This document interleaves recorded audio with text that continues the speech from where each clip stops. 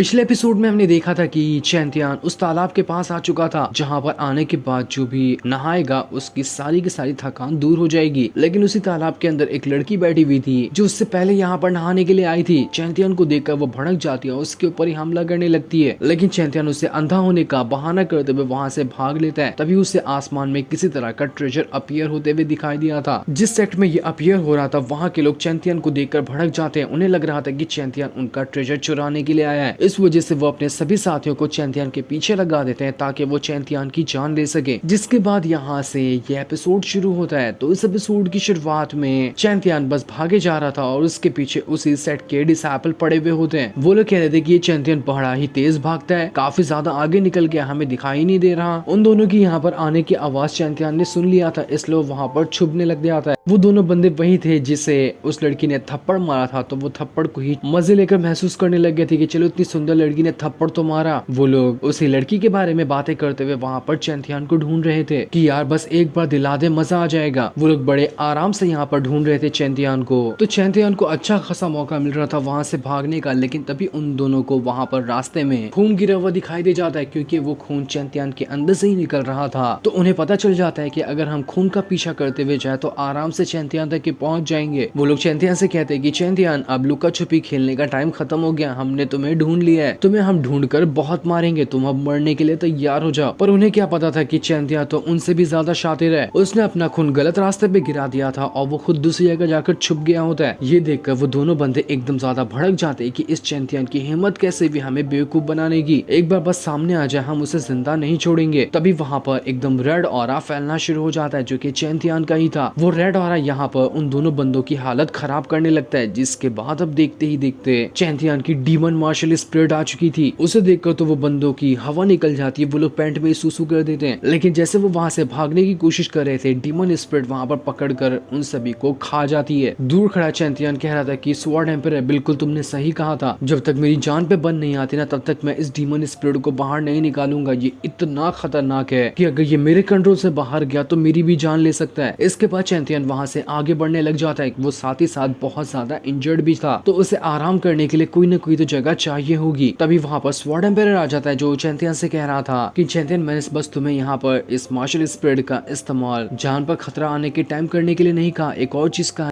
कि अगर यहाँ पर किसी भी बंदे को पता चला कि तुम्हारे पास इस तरह की मार्शल स्पिरिट है तो सारी दुनिया तुम्हारी दुश्मन हो जाएगी। तुम्हें ये करना होगा कि जो भी बंदा तुम्हारी मार्शल स्पिरिट को देखे तुम्हें उस सब की जान लेनी है, ताकि जल्दी किसी को ना पता चल जाए कि तुम्हारे पास इस तरह की डीमन मार्शल स्पिरिट है। लेकिन हाँ, तुम इससे मत घबराओ, ये तुम्हारा कुछ नहीं करेगा कि ये तुम्हारी मार्शल स्पिरिट है, बल्कि तुम्हारा कल्टिवेशन में बढ़ाने में मदद करेगा। इसलिए चैंतियान अपनी डीमन मार्शल स्पिरिट की पावर को अपने अंदर डालता है और अंदर डालने के बाद वो वहाँ पर कल्टिवेशन करने के लिए बैठ चुका था ताकि वो अपनी सारी चोटों को हील कर सके। उसके कल्टीवेशन करते ही उसके अंदर से इतना भयंकर ऑरा बाहर निकल रहा था जिसकी कोई हद नहीं होती है। पूरा का पूरा आसपास का एरिया उसके ऑरा से भर चुका था। चैंतियान को बहुत अच्छा लग रहा होता है, उसकी चोटें भी हील हो गई थी और उसकी कल्टीवेशन पावर भी बढ़ रही थी। और कुछ ही देर के अंदर चैंतियान अपना ब्रेक थ्रू करते हुए मार्शल आर्ट रेल्म के 5th लेवल पे पहुंच जाता है। चैंतियान बड़ा ही खुश था कि वाह मजा आ गया, मैं खुद को बिल्कुल रिफ्रेश महसूस कर पा रहा हूँ। लेकिन जैसे उसकी कल्टीवेशन पूरी हुई थी वहाँ पर युनफी नाम का एक बंदा टपक जाता है जो बदमाश लोग चैंतियान के पीछे पड़े हैं उनके सेट का सबसे ज्यादा पावरफुल बंदा है। वो चैंतियान से कह रहा था कि सेट ने मुझे यहाँ पर भेजा है ताकि मैं तुझे मार कर तेरी लाश सेट लीडर के पास ले जाऊं। चैंतियान उसे देखकर समझ चुका था कि अगर ये बंदा मुझसे फाइट करना चाहता है ना तो ये फाइट कोई इजी नहीं होगी। इस बंदे का ऑरा ही देखकर मैं समझ पा रहा हूँ कि ये बंदा कितना स्ट्रांग होगा। लेकिन फिर भी वो यहाँ पर उससे फाइट करने के लिए तैयार था, क्योंकि वो उससे बचकर तो भाग नहीं सकता, फाइट तो करनी ही पड़ेगी उसे। वो बंदा अपने फायर आर्म टेक्निक का इस्तेमाल कर लेता है, जिस वजह से तो उसके हाथों से आग निकलने लग गई थी और वो उस आग को निकालते हुए चैंतियान की तरफ ही बढ़ने लग गया था। चैंतियान अपनी स्लैश का इस्तेमाल करते हुए उसके अटैक को रोकने की कोशिश करता, लेकिन युनफई उसके सभी अटैक को रोकता और बिल्कुल उसके करीब आ चुका था।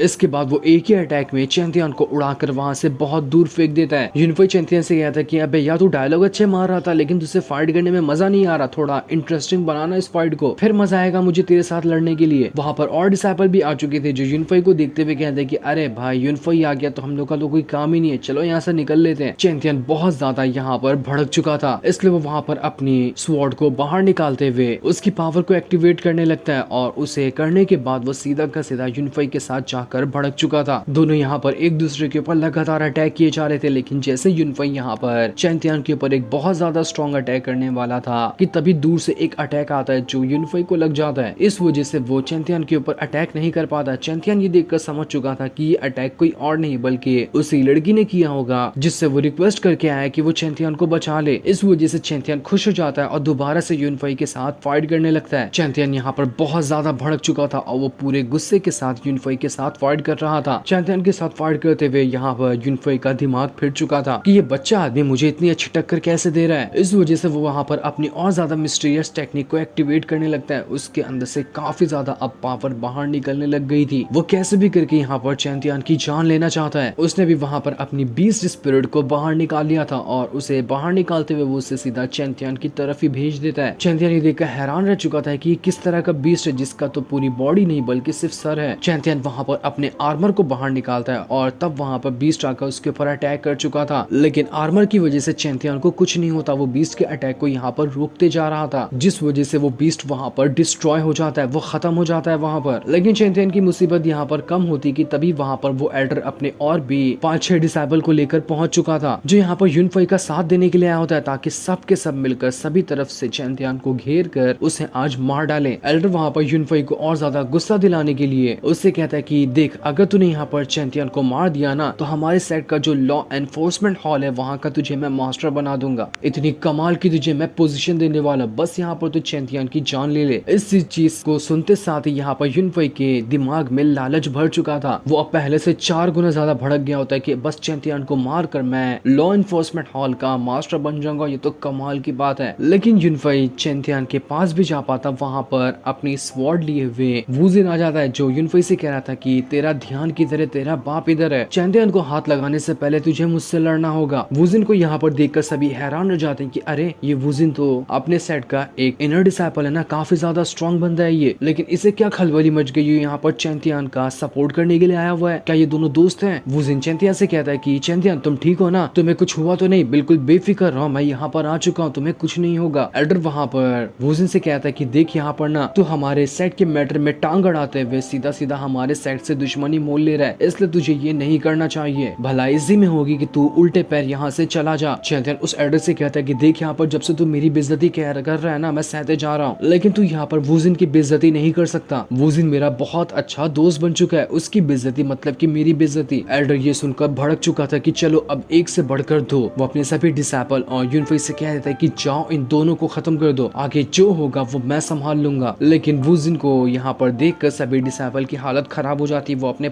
कदम पीछे करने लग जाते हैं क्योंकि उन्हें पता था कि वो वूजिन के सामने नहीं टिक पाएंगे। वूजिन यहाँ पर कहता है कि मुझे ना तुम लोगों की ये हरकत काफी ज्यादा पसंद आई कि तुम लोग खुद ही यहाँ पर अपने आप को सरेंडर कर चुके हो। वो उनसे कहता है कि जाओ, भाग सकते हो तो भाग जाओ यहाँ से, मैं तुम लोगों की जान नहीं लूंगा, लेकिन यहाँ पर रुकोगे तो मैं मार दूंगा तुम लोगों को। ये सुनते साथ ही जितने भी डिसाइबल थे वो सभी अपनी जान बचाकर वहाँ से भाग निकलते हैं कि चलो भाई, जान बची तो लाख हो पाए। ये सुनते साथ ही एल्डर वहाँ पर कहता है कि बस बहुत हो गया, जिसको भागना है वो भाग जाए, भाड़ में जाए यहाँ पर सब लोग, मैं अकेला काफी हूँ यहाँ पर इन दोनों की जान लेने के लिए। वूजिन कहता है कि अरे चीचा, बुढ़ापे में ना इतना ज्यादा जोश नहीं दिखाया जाता, वरना कब ठंडा हो जाए और उसके बाद गर्म होने के लायक ही ना बचे, इसकी कोई गारंटी नहीं है। चैंटियन भी वहाँ पर खड़ा खड़ा सोच रहा था कि गया ये एल्डर, ये अब नहीं बचेगा, वूजिन यहाँ पर इसे कुत्तों की मौत मार देगा। लेकिन यहाँ पर चीज उल्टी पड़ जाती है। वूजिन को लगा था कि यहाँ पर एल्डर उसके साथ फाइट करेगा, लेकिन बीच में यूनफई आ जाता है जो उससे आकर सीधा भिड़ जाता है और एल्डर चला गया था चैंटियन के साथ फाइट करने के लिए। चैंटियन को यहाँ पर होश भी नहीं था कि उसके तरफ कोई अटैक करने के लिए भी आ रहा है, क्योंकि उसका सारा ध्यान दूसरी तरफ था। और इसी मौके का फायदा उठाते हुए एल्डर ने एक बहुत ही स्ट्रॉन्ग अटैक सीधा चैंटियन के ऊपर कर दिया था। ये अटैक होता है 10,000 पंच। ये अटैक करने के बाद ही वो एल्डर के 10,000 पंच आ चुके थे, जो सभी यहाँ पर चैंटियन को लगते जा रहे थे। ऐसी टेक्निक तो कहीं नहीं देखी थी, बड़ी ही डेंजर और कमाल की थी। चैंटियन पूरी जान लगाकर वहाँ पर इस अटैक को रोकने की कोशिश कर रहा था, जिसमें उसकी स्वॉर्ड भी उसका साथ दे रही होती है। इसके बाद वो पूरी जान लगाकर एक बार घसीट के स्वॉर्ड सीधा वहाँ पर घुमा देता है, जिस वजह से तो वो एल्डर कहाँ गायब हो गया था उसके बारे में कुछ पता ही नहीं चलता। तब हम एल्डर को देखते हैं जो दूर जाकर फेंका चुका था और उसके हाथ में भी अच्छा खासा कट लग गया होता है। इस चीज से वो एल्डर कह रहा था कि चैंतियन ये करके तूने अच्छा नहीं किया, अब मैं तुझे ना नर्क से भी बदतर जगह पे भेजूंगा, तो तू मरने के लिए तैयार हो जा। वो और चैंतियन दोनों एक दूसरे के ऊपर अटैक करने के लिए आमने सामने आ चुके थे, लेकिन यहाँ पर चैंतियन घायल होने की वजह से ठीक से अटैक नहीं कर पाता और एल्डर का अटैक उसके आर पार हो चुका था। इस वजह से बेचारा चैंतियन इंजर्ड होने के बाद वहां पर जो खाई होती है उससे नीचे गिर जाता है। वुजिन एकदम घबरा जाता है कि नहीं चैंतियन तुमको कुछ।